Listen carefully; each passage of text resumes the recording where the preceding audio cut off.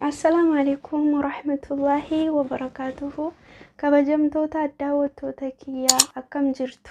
Ashamaa harka fuun bakkuma jirtanitti nagaa rabbi keessa jiraadha. Warri haarawaa dhuftan bakka nagaadhaan dhuftanii har'a mata duree haarawaa qabadhee dhufeen jira. Innis dhiironni dubartoota yookaan shamarran akkamii irra caalsisanii kabajaa godhanii isii jaallatu kan jedhu irraa dubbachuu fi akkuma beekamu dubartoonni tokko yeroo dubartoota yeroon jedhu shamarran jechuu kooti. Gaafii jaalalaa dhiironni yeroo dhiheessaniif daftee kan tolee jettu jirti. Akkasumas immoo kan immoo atuu isii duuka fiiguu surreen jilbarraan dhumtee caammaan miilarraa dhumtee miilli kan jalatti qallate immoo baay'ee jira jechaadha. Ofiillee atuu duuka fiiguu dadhabee hiriyoottan isaallee itti dabarsee kan yeroo isiin gadi baatu gizee isiin ol baatu gadi baatu isii duukaatu deemanuu yeroo dheeraan booda gaafii jaalala saa'ee jettee jalaa fudhattu jirti. Dhiironni warra kamiif kabaja qabu yoo jenne dhiironni warra duuka fiiganii itti dadhaban sanaa fi kabaja guddaa qabu jechaadha. Maaliif ree wanti akka salphaatti argame akkuma sanatti gatiin qabu jechaadha.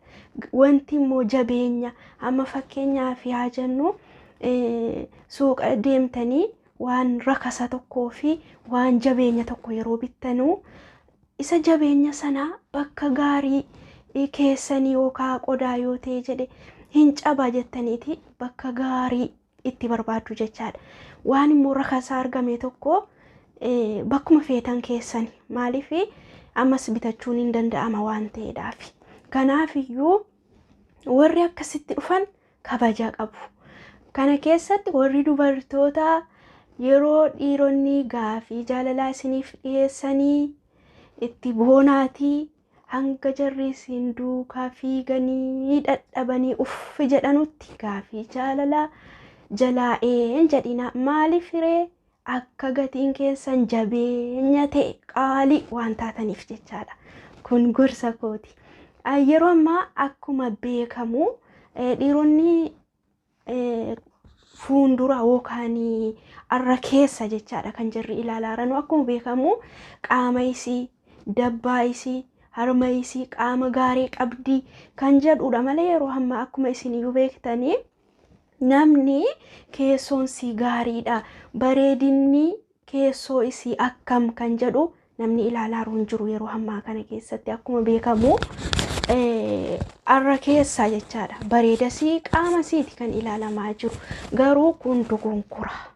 Kan ilaalamuu qabu keessa malee arra keessaa miti. Arra keessi yeroodhaan booda waan baduudhaa fi keessa gaarumnaan garuu keessi namaa hanga yoomittu waan baduu miti jechaadha. Kanaafuu warri dhiirotaa keessa laalaa malee arra keessan ilaalinaa isiniin jedha. Kan biraa immoo dhiironni tokko yeroo isinitti dhihaatanii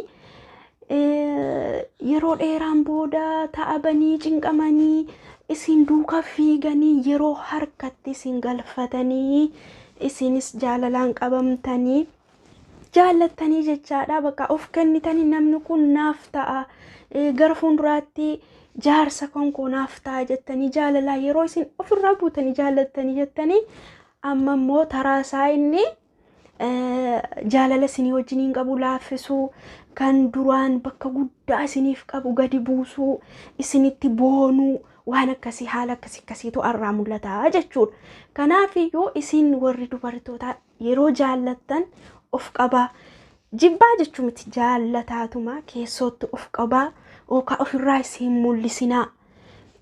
Akka namni kun yoo deemellee jiraachuu dandeessan of qabdanii of dandeessanii namni kun yoo deeme namni jaalladhu kun yoo na dhiisee deeme an jiraachuun danda'a of danda'ee jiraachuun danda'a jechuudhaan of amansiiftanii jiraachuu qabdani. Akkuma beekamu namoonni baay'een jechaadha shamarran namni jarri jaallatan yeroo harkaa deeme yookaan jaalala isii sana dhiisee laaffisee isirraa fagaate kan baay'ee miidhamantu jiru. Maaliif sila baay'ee tokko itti of kennanii keessaan itti amananii waan jaallatanii jiranii fi yeroo inni irraa fagaate hin miidhamanii qalbiin jira onneen jira hin cabaa nama biraatiif illee banamuu hin danda'u jechaadha.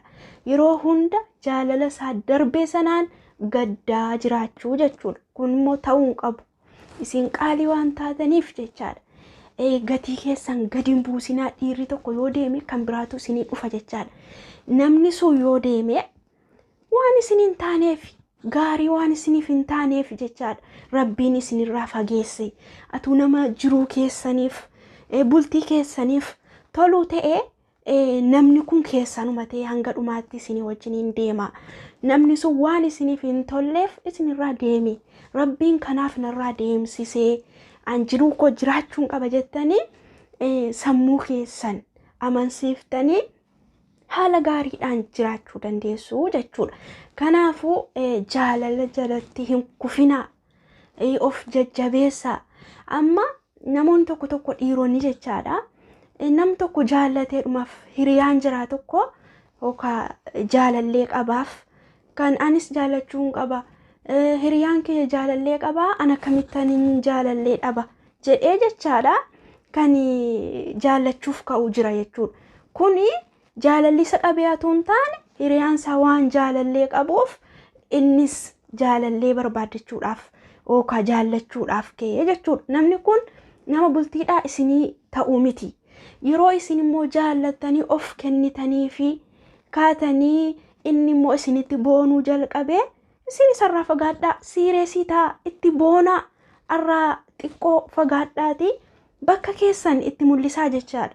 Yeroo isin bakka keessan itti mul'iftanii irraa fagaattanii jettanii dhabaan jira.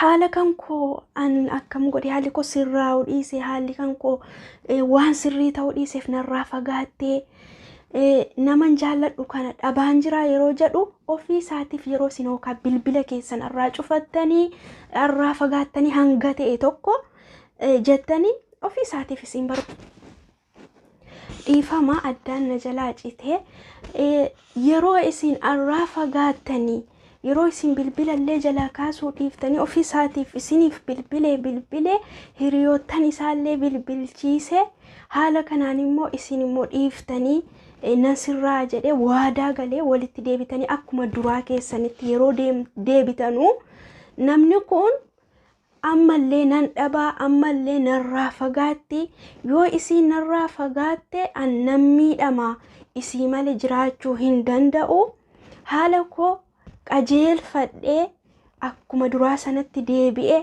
wajjin jiraachuun qaba kan jedhu sammuu isaatiin of amansiise waan sanatti illee hin deebi'u isinitti hin boonu harakaata isinitti hin godhu harkaan gaadhe jedhee jechaadha.